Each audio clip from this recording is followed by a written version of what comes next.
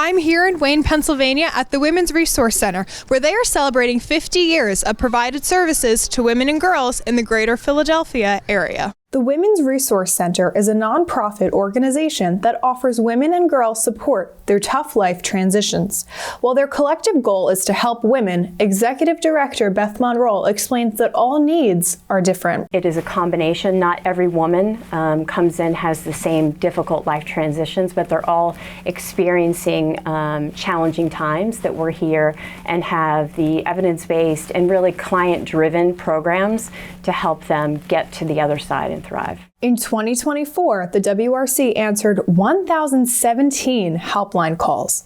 Helpline volunteer Elaine Gerode Marnell describes the helpline as a portal to the center. For many women, they'll tell me, I've been thinking about making this call for a year, 6 months, 2 years, 5 years. So we're their first glimpse at resolution or at hope. The Women's Resource Center prides itself on providing one-on-one support throughout the client's total transition. Board President Nadia Gallagher is proud of how the WRC differs from other similar organizations. The thing that the WRC does is we go to the core of the woman's issue. We put a plan together, we gather resources, and then we stay with the woman while implementing that plan all the way through until the plan is completed and she has recovered. I don't know of any other institution that does that. In addition to counseling, the center offers various programs to empower women and girls. Some of their most popular programs include Girls Lead, the Phoebe Cohort Program, and Party with a Purpose. The Girls Lead program partners with more than 20 local middle schools to empower young girls. Currently, the program works with 297 students. Advisory Council member Kate Herman has directly seen the positive impact that the program has made. They are at risk of being bullied, and their administration has identified them as such, and they get an opportunity to join a cohort of other people who are similar to them. And having had a chance to participate in just one of the Girls Lead programs, like the before and the after, and the impact that it has on their ability to stand a little taller and feel a little bit more confident, it's enormously powerful. Girls Lead focuses on building strengths like communication, conflict resolution, decision-making, and problem-solving. Board and Fund Development Committee member Patty Conlon says this is a proven formula for success. Those are probably the 4 most important things. If you know that well and you practice it and they do a project and they present it to their peers with other schools that kids they don't even know, it's pretty empowering. I'm very excited for what the kids are able to achieve. And they're middle school kids, and they're great. In 2023, the WRC established the Phoebe Cohort Program, an 18-month financial stability program providing one-on-one coaching. Named after a former board member, Phoebe stands for persistence, hope, and endurance in overcoming barriers to equity. Patty Conlon explains the program's focus on establishing goals. Maybe it's a financial goal, maybe it's a career goal, and how are you going to work together and support? And that, to me, is really moving. It's not just helping them in the moment, but it's setting them up for success for the future. Party with a Purpose is another program that was created as an event to raise funds and awareness.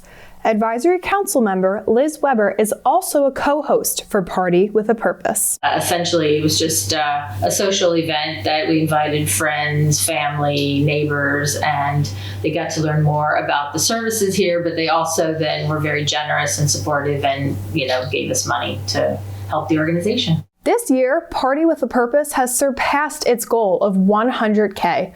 Similar to it, the center is sponsoring a breakfast this upcoming April. Former board member and board chair Karen Clay shares what that will entail. The breakfast is similar to prior events that we've had to bring together our community of supporters. The breakfast is an incredible high energy, high impact, and wonderful experience where we celebrate our community and the impact that we have through the Women's Resource Center. The WRC relies on the help of their dedicated volunteers. Jocelyn Ewart, current advisory board council member, commends the staff's ability to provide support and make their clients feel comfortable. The staff at Women's Resource Center, as well as the board, is much more reflective of the wider community in the region, and I think that makes people feel a lot more comfortable reaching out and not wondering why they're calling someplace that's in Wayne, Pennsylvania, if they don't live anywhere close to here. I feel like that is really a role model for the rest of the community in terms of helping one's neighbor. Director of Development and Communications, Dr. Mojda Keika, talks about the importance of the WRC's donors and supporters. I would like to see a world in which women and girls are able to thrive at all stages of their lives.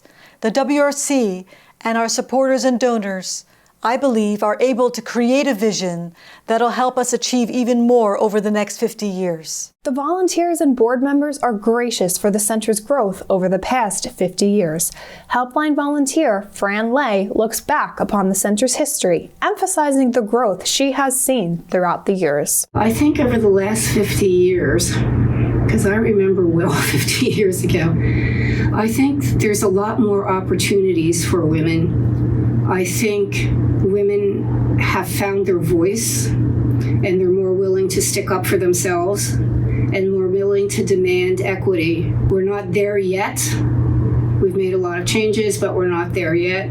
But we're moving toward a better life for women. The members of the WRC all have hopes and goals for the next 50 years.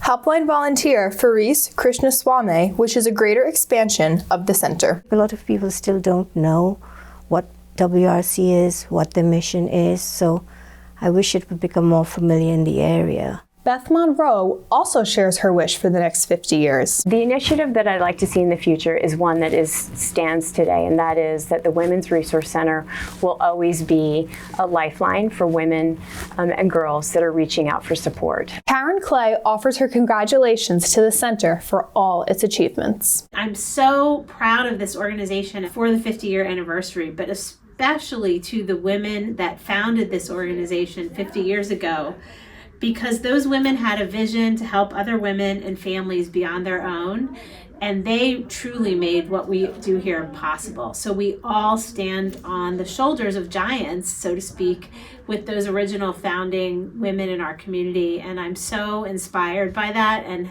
proud to be a part of this organization. The official celebration will take place this upcoming April. Reporting from Mainline Network, I'm Ava Petrosky.